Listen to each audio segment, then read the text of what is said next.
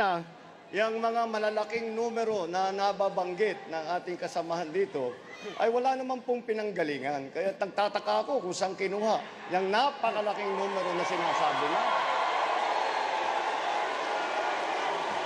Pangalawa, nagtataka naman ako na sa tagal namin pagsasama ni Senator Alan, ilang taon na kami magkasama sa partido, ilang taon na kami sa Senado, wala naman siyang binabanggit na siyang inaalala niya tungkol dyan. Bakit ngayon lang? Bakit? Baka naman mapagsuspetsyahan siya na namumulitika.